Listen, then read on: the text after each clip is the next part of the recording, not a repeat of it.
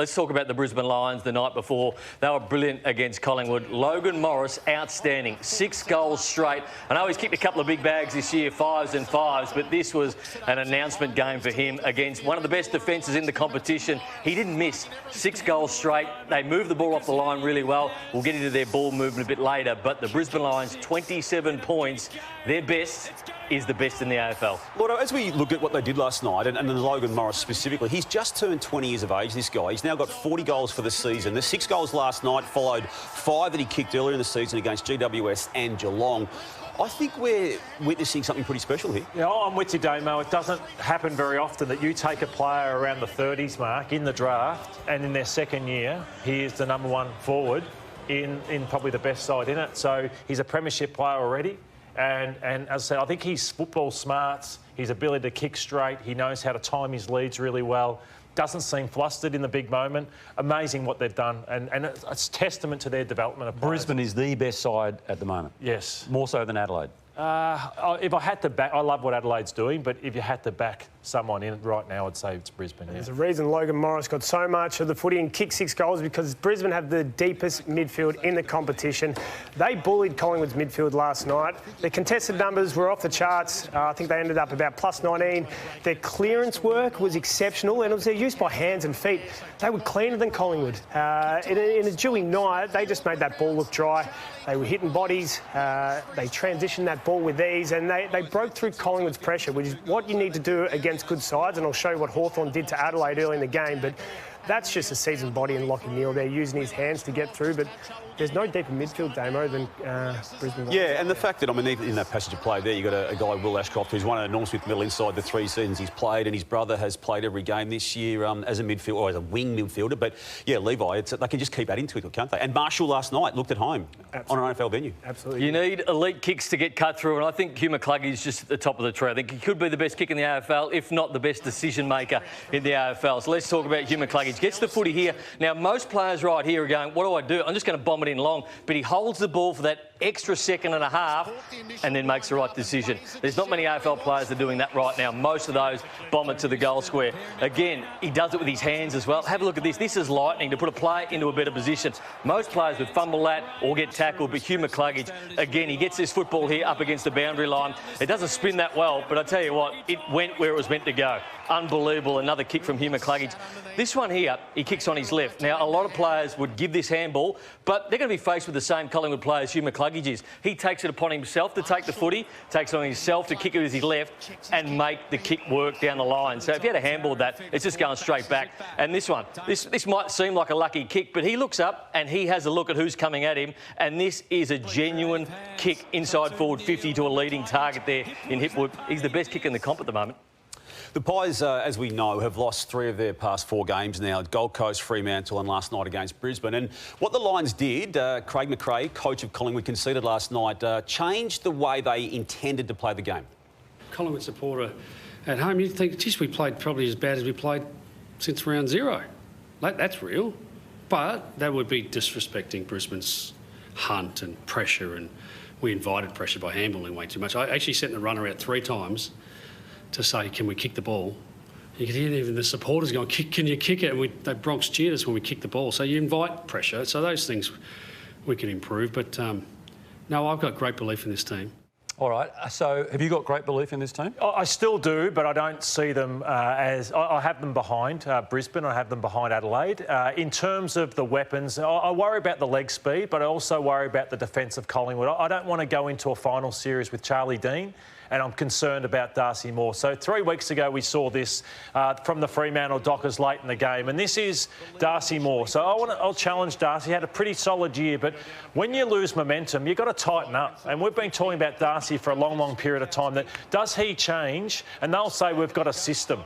We've got a system, but you know when you've got to get tighter when the ball's coming. And Nath just showed this one again. I see a bit, it's a team defence, but you've got to adjust. So part of it's adjusting to where the game's at, whether you're on top or whether you're not. So again, this is Darcy Moore. So when the ball's coming in thick and fast. You've got to tighten up arm across. That's what I love about Sam Taylor and defenders like that. And then you've got the Charlie Dean issue. So Frampton hasn't been around, and then you've got Charlie Dean and Darcy Moore, who are getting beaten in situations like this where good defenders or informed defenders aren't doing that. So this one here, nervous, giving away free kicks. So I have got concerns around their defence. Jeremy Howe is back next week, who is huge for Collingwood. So they need him to stand up through this final series. And again, these two just should have punched that and spoiled it. Does it come off the back of their lack of pressure around Brisbane's midfield? Normally their pressure is really strong, though, Collingwood. So I think that's the best part of their game. Collingwood is their pressure. I think we're going to get a better gauge as just to where Collingwood's at on Thursday night. MCG, Hawthorn, right? Yep. A side fighting for their September survival. Then they've got Adelaide, which will be the ultimate test, and then Melbourne to round things off. So we're going to find out probably Thursday night. And TJ, it's about finishing second too. Like if they can't finish top or second, because they're either going to Brisbane or they're going to Adelaide if you can't get top two. So that's where it's critical that they win their last 3 games. You are watching the Sunday Footy Show. Great to have your company as we catch our breath from that brutal, what caught my eye, by the way. Hey, what about, talk about catching your breath. The MCG yesterday, a crowd of 82,000 certainly got their money's worth, as did those at home got their money's worth because it wasn't on free-to-air. Well done. All right, it was a terrific win by the Brisbane Lions. Collingwood, a little bit of work to do. TJ, a 7-3 second half by the Brisbane Lions. A commanding performance after a bitterly disappointing one the week before where they were belted by the Gold Coast Suns. And I call him the heartbeat of the Brisbane Lions. It's Josh Dunkley. I just love what he does for that football club. His 2-0 run takes out the opposition's best and also had 31 disposals himself last night. Josh, congratulations on a massive win last night at the MCG. Thanks, guys. Thanks for having me on. So, Josh, where did you see the game turn after half-time, where you're up by a point at half-time? But, you know, to me, I know they had some runs at it, but I thought it was pretty dynamic and convincing in the end. But where did you see the game turn? Yeah, I think, you know, with the contest in the first quarter, we probably were on top in there. And then in that second quarter, we let them back in the game with a bit of that contested ball and clearance work around the stoppages. So, you know, for us to be able to, you know, wrestle that back after half-time and get the ball moving forward, I think it actually turned out a little bit slippery towards the end of the game. So to, you know, get that territory was important for us and felt like we could put them under the pressure. And the speed of ball movement from you guys and lowering your eyes inside 50 to guys like Logan Morris and Smith, like what was the focus? Is that a focus, you know, against Collingwood to try and get speed on them? Because they, to me, they do have a bit of a one-pace midfield aside from Nick Dacos.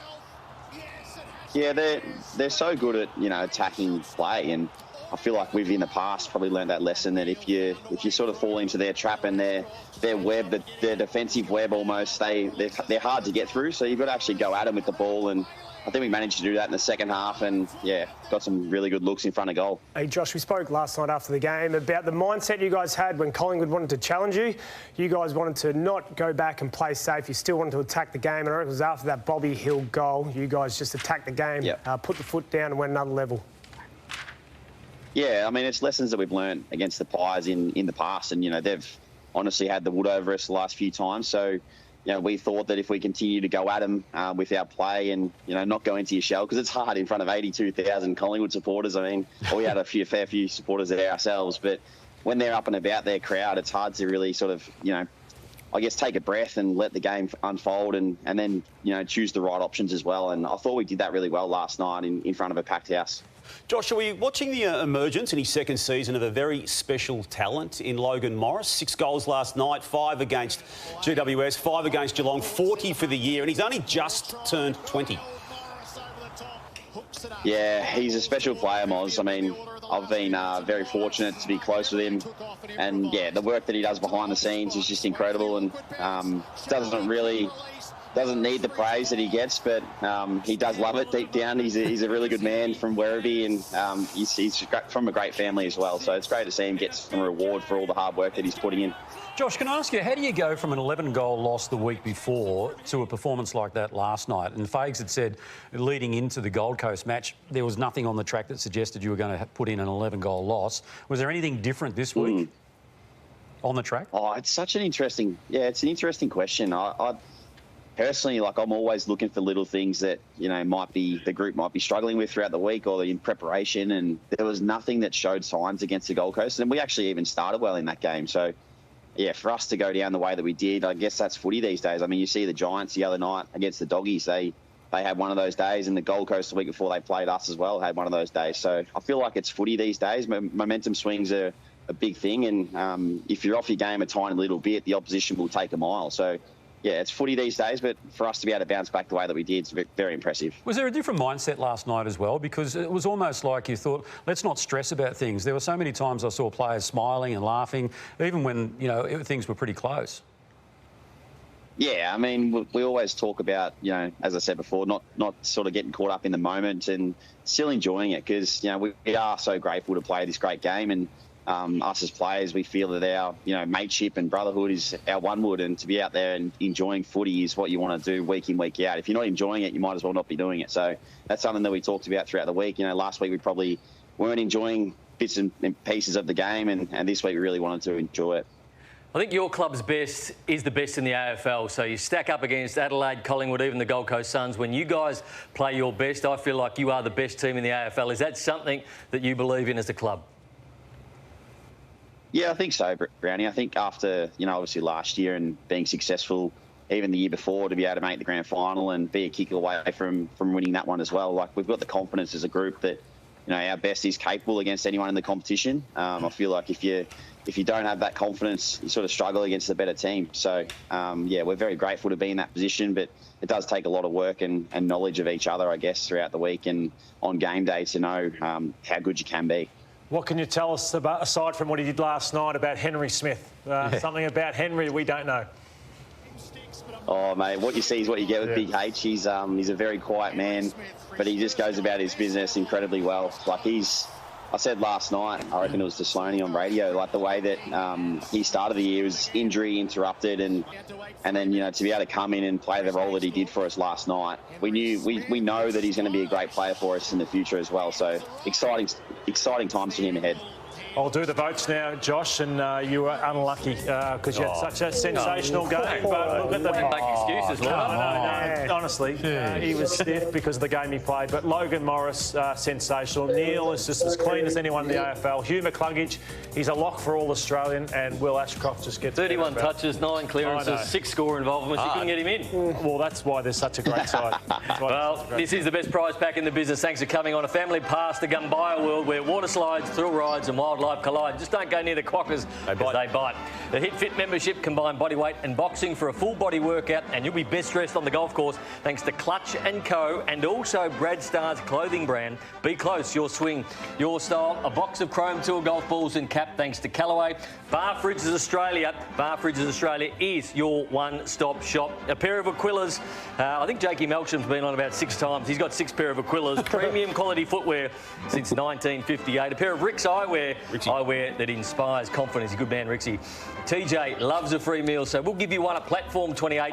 He's going today. In the Docklands. Hopefully you pay, Tony. No. Elevate your wardrobe with the latest streetwear style from St. Goliath and 2 pairs of hybrid undies in a mid and a long leg. The Better Collection. They've sewn elastic into the groin line, which is an absolute game changer. Trust me, I've got some. And treat yourself to a batch of Daniel's Donuts. Book a delivery online today, and some caps from Travis Matthew. Oh, seriously, Nathan. TJ, who are you going with today? Who am I going with? Are you taking a voucher from the show or not? No, I'm not taking a voucher, no. OK, you said you're not paying, though. No, I just say that. Okay, I just say that. Just testing you out. Yeah, no, can I tell you, I pay my way. I pay my way. Can we say goodbye to Josh? Sorry, Josh. Josh is enjoying it. So, Josh, He loves it. I think you're in the Virgin Lounge at the moment. Do you want to turn the phone around and we get a little bit of a look at... Yeah, I am. I've actually ducked off in the corner over here, so there we go. Smart. Oh, it's heaving, isn't it? Lounge. All right, beauty, mate. All right, It's packed here, mate. All right, safe travels, and I guess next time we see you at the G, it'll be in September. All going well for you blokes? Yeah, fingers crossed. It'll be good. See how we go. Good on you, Josh. Really appreciate it, mate. Thanks, guys. Cheers. Thank you, Josh Dunkley, joining us there. Good man. Very good man. They're all good. They're all good. They're all good. Even you, Nathan, in your own special little way.